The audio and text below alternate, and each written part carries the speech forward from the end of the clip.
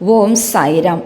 எனதருமை பிள்ளையே, இப்பொழுது நீ என்ன செய்து கொண்டிருக்கின்றாய் என்று நான் பார்த்து கொண்டுதான் இருக்கின்றேன். உன்னை அறியாமலேயே உன்னை சூழ்ந்துள்ள நேர்மறை ஆற்றல்களால் நீயும் நேர்மறையாகவே சிந்தித்து கொண்டிருக்கின்றாய். ஆனால் திடீர் என்று உனக்கு ஏன் இந்த பயம்? இதெல்லாம் கனவா? இந்த சந்தோஷம் நம் வாழ்வினில் நீடிக்குமா? நாளை என்ன நடக்கும்? இந்த மாதிரியான தேவையில்லாத பயத்தை முதலில் தூக்கி எறி. இந்த பயத்தை கொண்டுதான் உன் கர்ம வினையானது அது தன் இஷ்டப்படி உன்னை ஆட்டுவிக்கின்றது என்பதனை முதலில் புரிந்து கொள். இனிமேல் இதே நிலை நீடிக்குமா என்று கேட்காத நிலை உனக்கு நீடிக்கப் போவதில்லை.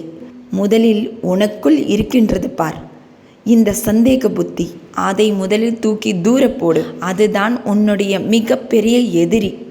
அதுதான் உன்னுடைய மிகப்பெரிய தீய சக்தி. அதன் மூலம்தான் உன் கர்ம வினையானது இத்தனை வருடங்களாக உன்னை தேவையில்லாமல் அழ வைத்து கொண்டிருந்தது. நான் உன்னோடு இருக்கின்றேன் என்பதனை ஆழமாக உன் மனதினில் பதியவை. அது உன்னை நிச்சயமாக காப்பாற்றும். நேர்மறை எண்ணங்களால் உன் மனதை முழுவதுமாக என் நாமத்தை சொல்லி அப்பொழுதுதான் நான் உன்னுள் இறங்கி உனக்கான அனைத்து வேலைகளையும் சிறப்பாக செய்ய முடியும். நேர்மறை எண்ணங்கள் உன்னுள் இருந்தால்தான் உன்னை எந்த ஒரு சூழ்நிலையில் இருந்தும் என்னால் உன்னை முழுவதுமாக காப்பாற்ற முடியும். நீயே உண்மையாக சொல், நான் உன்னோடு தானே இருக்கின்றேன், பின்பு ஏன் இந்த பயம்? தூக்கி போடு. நீ நிம்மதியாக வாழு. மற்றவற்றை நான் பார்த்து கொள்கிறேன். உனக்கு சந்தேகம் வரும் தருணத்தில் உன் கண்களை மெதுவாக உனது புருவத்தின் மத்தியில் என்னை தரிசி. அதுவும் உச்சி முதல் பாதம் வரை.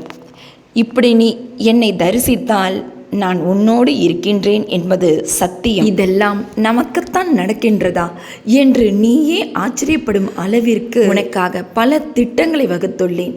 அதை இன்றே இந்த இரவுக்குள்ளே செயல்படுத்தப் போகின்றேன். ஆனால் நீ என்னவோ என் மேல் சந்தேகப்படுகின்றாய். சந்தேகப்படாதே குழந்தையே, சந்தேகப்படாதே. உனக்கு நீயே கேட்டுக்கொள். பல விஷயங்கள் இதுவரை உன் வாழ்வினில் ஏமாற்றமாய் முடிந்தது உண்மைதான். ஆனால் இனி அப்படி இல்லை. நான் உன் வாழ்வினில் முழுவதுமாக வந்துவிட்டேன். அதனால் நீ எண்ணியது எதுவோ அதுதான் நடக்கும். அதனால் உன் எண்ணங்களை மாற்று. இந்த சாய் உன்னோடு தான் இருக்கின்றார் என்று பரிபூர்ணமாக நம்பு. நான் உனக்கு என் அதிசயத்தை காட்டப் போகின்றேன். இது வெறும் ஆரம்பம்தான். இதற்கே நீ ஆனந்த கண்ணீர் விடப் போகின்றாய். அதுவும் இன்று இரவுக்குள். இனி நீ கேட்டது ஒவ்வொன்றாக நடக்க துவங்கும். உனக்கும் உன் குடும்பத்திற்கும் என்ன தேவையோ அதை நான் நன்றாகவே அறிவேன். அதனை நான் பார்த்து பார்த்து செய்து கொண்டிருக்கின்றேன். சும்மா உட்கார்ந்திருக்காமல் உனக்கு வேண்டியதை நீ தேடுவதுதான் உனது வேலை. ஆனால் நீ தேடாத தருணத்தில் உனக்கான தேடுதலை நான் நிச்சயமாக உன் கைகளில் வந்து சேர்ப்பேன். இதுதான் நான் உன் வாழ்வினில் செய்ய போகும் அதிசயம். நீ என்னிடம் எந்த கோரிக்கையும் வைக்க தேவையில்லை. நீதான் என்னுடைய செல்ல பிள்ளையாயிற்றே. பிறகு நான் உன்னை கைவிடுவேன். என்னையும் உன் குடும்பத்தில் ஒருவனாக ஏற்றுள்ளாய். அதுவும் உன் அப்பாவாக என்னை உணவு படைத்தாய். பல சமயங்களில் நீ என்ன சாப்பிட்ட போதும் நீ என்னை மறந்தாய். அது உன்னை சுற்றியுள்ள சூழ்நிலைகளால் தான் என்பதனை நான் புரிந்து கொள்வேன். ஆனால் சில சமயங்களில் என்னை நினைவுபடுத்தி கொண்டு நீ என்ன உணவு உட்கொண்ட போதும் அதை நீ எனக்கு பகிர்ந்தாய். அப்படி இருக்க நான் மட்டும் உன்னை நினைக்க மாட்டேனா என்ன? நீயே சொல். நான் இருக்கும்போது சந்தேகம் உனக்கு எதற்கு? உன்னை சொல்லி குற்றமில்லை. இது நாள் வரை படாத கஷ்டத்தை நீ பார்த்து விட்டாய். அதுவும் உன் வயதில் இருப்பவர்கள் எத்தனையோ பேர். அவர்கள் தன் வாழ்க்கையில் சாதிக்க வேண்டியதை சாதித்துவிட்டு நிம்மதி பெருமூச்சு விட்டு கொண்டிருக்கின்றனர்.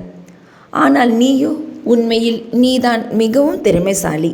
நீ என் அருள் பெற்ற பிள்ளை. நீ மற்றவர்களோடு உன்னை ஒப்பிடுகின்றாய் பார். அதனை செய்யாதே.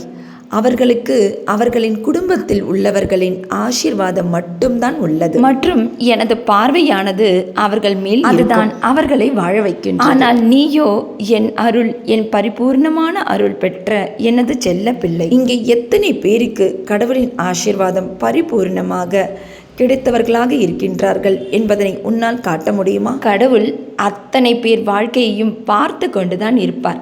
அவர்கள் ஆடும் வரை ஆடட்டும். அதனால் யாரோடும் உன்னை ஒப்பிட்டு பார்க்காது. வியாழன் வாக்காக நான் உனக்கு இன்று தருவது இன்று நீ எண்ணியது எண்ணியபடியே நடக்கும்.